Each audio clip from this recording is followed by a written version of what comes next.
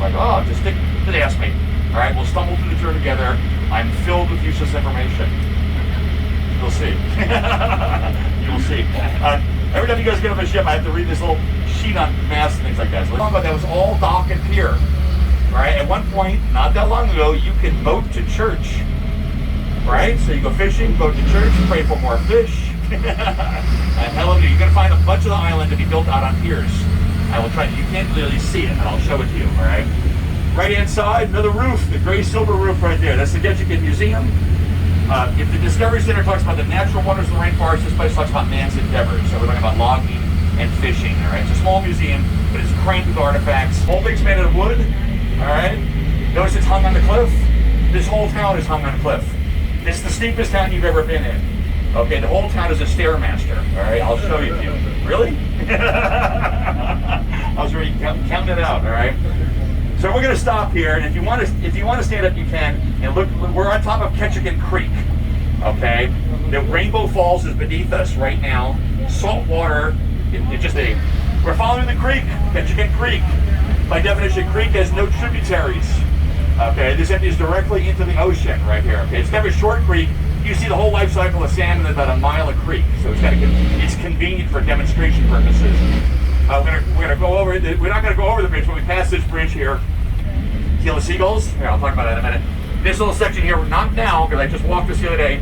3-4 weeks ago, that river was black with salmon. You could not see the bottom of the creek because there's too many salmon. Let's see if we can see some.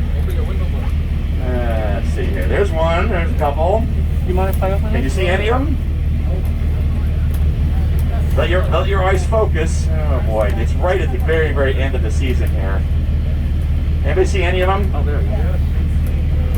This is the very, very end. Like I said, not the other way. This is the very, very end of the pink season. All right, it's just about wrapped up. And if you see any salmon this time of year, I call them zombie fish. Okay, no. They're in essence dead, but they're still swimming. They'll have pieces missing, they'll have an eye, they'll have fungus on them, and they're still swimming. The urge to spawn and go upstream is in every cell. It's just, I've seen salmon in a puddle still trying to swim. They just move forward, you know what I mean? So the females come up, they use their tails to swish out a nest. A salmon nest is called a red with 2 Ds. Females deposit their eggs, males deposit their milk. Spend any money on marketing. The name of this park is called the City nice, Park. Later on, you're going to be downtown. The bus is going to go by. It really is the very, very tail end of the salmon. All right, so there is some, but you got to look for them a little bit. All right, they're hard to see because salmon are camouflaged. Right, belly of a salmon is silver white. Top of a salmon is green black. So you're an orca whale, you're swimming, you look up to the water column, you see that silver white belly, looks like the sky. You're an eagle flying over, you look down, it looks like a rock, right? Which is the same camouflage scheme as a fighter jet, but the salmon thought of it first, okay? This is how you get your mail to your house. This is how you get your groceries to your house. This is how you get your new refrigerator. All right, ladies, what do you think, that or something shiny? What's the vote? That's a shiny for you, I can tell. A personal totem. Personal totem is somewhere between are you? Nothing changes. All right, I'm going to talk about left-hand side, then I'm going to talk about right-hand side, I promise. Left-hand side, this is Thomas Basin. This is saltwater. We're on top of Ketchikan Creek. Remember the Rainbow Falls? This is where all the sediment comes down. This used to be a big mud flat here. It's all dredged out now. And you guys are figuring out there's not much flat land in Ketchikan, right? So this is where they play baseball. The tide would go out, they get a baseball game going. People sat on the bridge, cheap seats. During Prohibition, you sat on the island across here, Pennock Island, with your rowboat full of Canadian whiskey. You waited till nighttime, high tide. You rowed in, went up underneath the houses, and there's a trap door underneath the houses, and you pass whiskey up to the houses, okay? Also, men went up those trap doors. At one point, they said, much underneath Cajuk. That shows how important Cajuk is. Nothing gets close to importance to Cajuk, all right? So, we have a lot. This is a great place to learn about totems. Great town to learn about. There's a crane on top, a thunderbird in the middle, and a bear on the bottom. And you're going to go over there, and you're going to rub the belly of the bear. And within 24 hours, money's going to flow through your finger to his house. right, I'm going to show you more stair steps, by the way. That's not, and here we are on the shortest street in Ketchikan. We're on Kennedy Street right now. As soon as he turns his wheel back to the right, we're off Kennedy Street. We're on the previous vehicle right now. Oh my God, that's a crack up. We are driving on land, and now we're about to just get like that. So we've been a truck. DOT's all over us, blinkers, headlights, right? Yeah. Now we're in the water. DOT doesn't care about us. It's all Coast Guard. This thing is dual certification, 2 different inspections, and so is our captain. He is completely certifiable. Okay? Takes a lot of paperwork to drive this thing. He supersedes the amount to drive this thing. All right, just like that. He starts propeller, and we're both. Pretty cool, right? Oh my God. And please remember, anybody could drive a truck into the water. Getting out, that's the magic. All right, all right, all right. So I'm gonna jump into some things, and I promise to flesh them out later because I never know what I'm gonna see later on today. A purse sander here, the Orca Song. I know it's a purse sander. It's got the big boom with the big winch on it, hydraulic winch. That rugged looking work skiff sitting on top of the net. All right, that's a purse sander. We're gonna go back over that. Left-hand side, height of chief. That's a fishing boat, not set up for fishing. It's set up to be a tender. All right, I know it's a tender because on the right-hand side, those are sortie tables. Left-hand side, see that big aluminum tank on an angle? That is a fish vacuum. It's a fish pump. All right, let me go back. All right, I don't know what I'm gonna see when I come down here. There's 40 purse sanders. The next day I come down here, there are no purse sanders because they're all fishing. So I kind of I point things out, then I feel like I have license to talk about it, all right? Back your floor. Pretty cool, right? We're laughing because on the way out here, we'll show it to you later on. There's a red channel marker. So if you went back about a month and a half ago, here's the prices that the fishermen were getting for their salmon, okay? A chinook was going for like $6.80 a pound, a coho was going for like $2.87 a pound, and a chum was going for 93 cents a pound. So why do salmon cost different amounts? I love this question. Salmon tastes different. All right, and chinook is almost always going to be the most expensive for a couple of reasons. First of all, it's rare, it's endangered. All right. Oh, nice. Nice. All right. So we go. What did we do? Oh, yes. Did you say salt ice, saltwater ice? Yeah. Saltwater ice. They make saltwater flake. The fish swims over it. You just yank it. You hope to hook them anywhere. One trick for snag is you put a little white rag on the line, like a foot above, so when the white rag disappears, you know, it's like a PBY that lands on its hull. They are all seaplane. That's the mother word for all these guys. All right. Most people learn how to fly plane. I'll call it a normal plane, a plane with wheels. Right? It's one that you want to become float plane certified. How many hours does it take to become float plane certified? 8. 8 hours. You can do it in a weekend. There's a place in Idaho. You walk out Sunday night with your certificate. You want more, don't you? I know, 8 hours. Underwhelmed again. I love it. All right, the captain likes to drive through these birds because he pretends he's Timmy Hendren in the phone booth. How's that for dating myself horribly? Right off here. No, that's not one. It's a different one. Oh. I don't even know where it came from.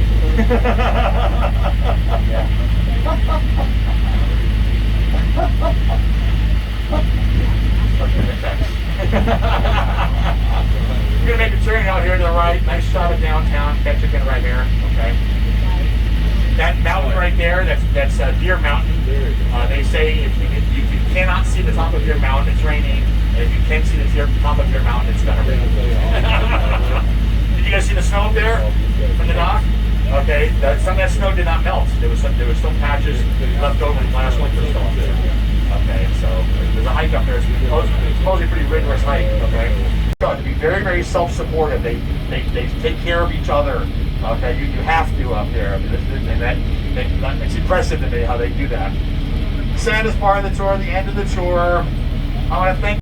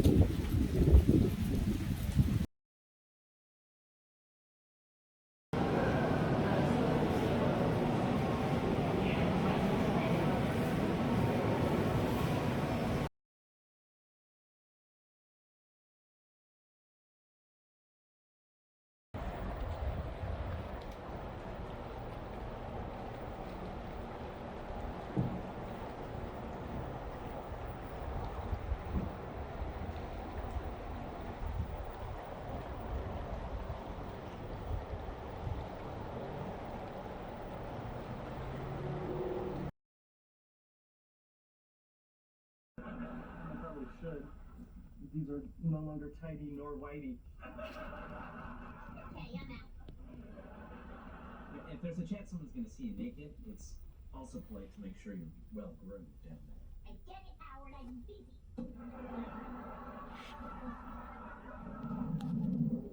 Hello. Hey.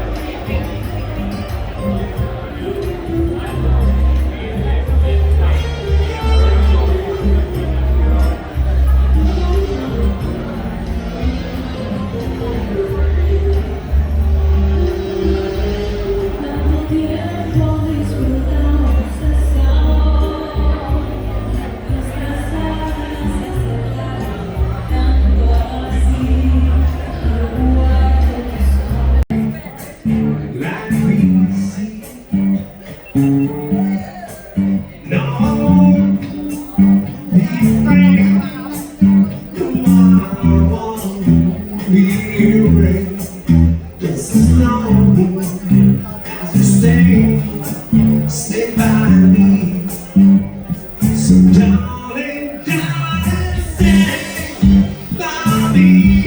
Ooh, stay by me.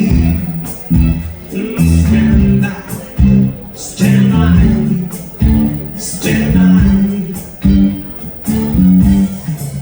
In the sky,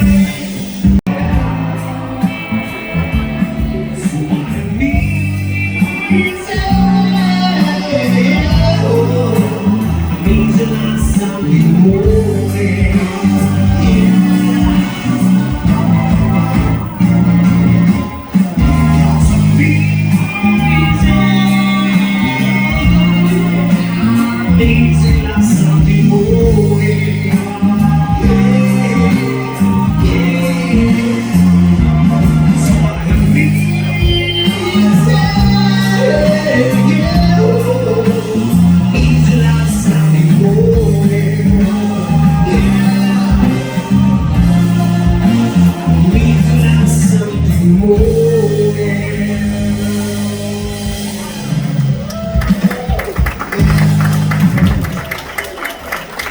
Thank you.